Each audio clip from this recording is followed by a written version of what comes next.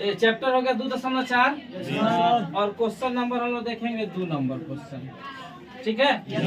सवाल है कि एक त्रिघात बहुपद प्राप्त कीजिए जिनके शून्यकों का योग 2 शून्यकों को एक साथ लेकर के उनके गुणनफलों का योग तथा तीनों शून्यकों का गुणनफल 2, -7 और -14। ठीक है।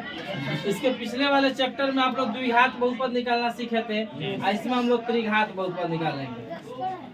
ठीक है ना जी। इसमें लोग क्या निकालेंगे? त्रिघात। तो देखिए कैसे, तो क्वेश्चन दिया हुआ है कि जिनके शून्यकों का योग, तो त्रिघात बहुपद के कितने शून्य? 3।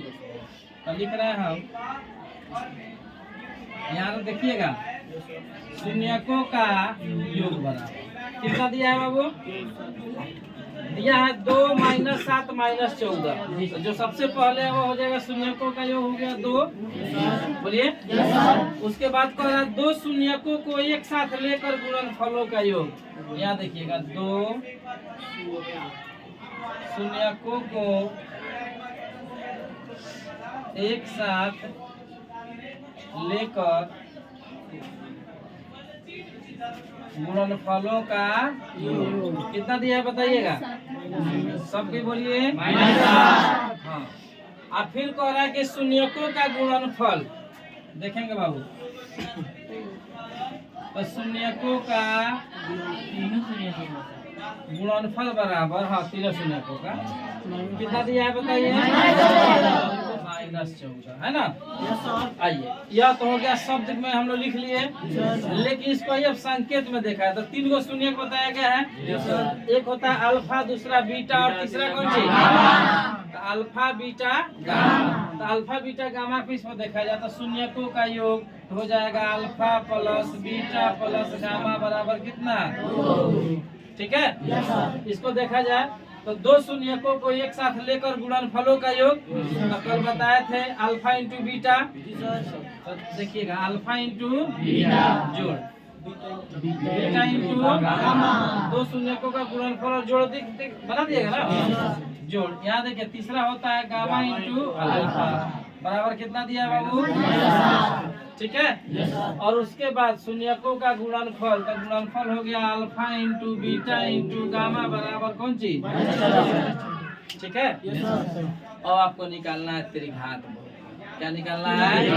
तो देखिए, तो त्रिघात बहुपद का फॉर्मूला समझेंगे आप लोग। यहाँ हम लिख दे रहे हैं, आप लोग नोट कर लीजिएगा। ठीक है।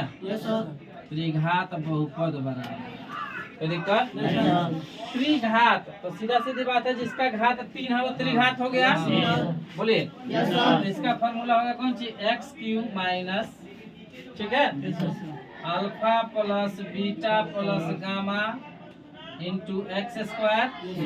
तो दिक्कत प्लस उसके बाद दिया है alpha into beta plus beta into gamma plus gamma into alpha into कौन सी? x।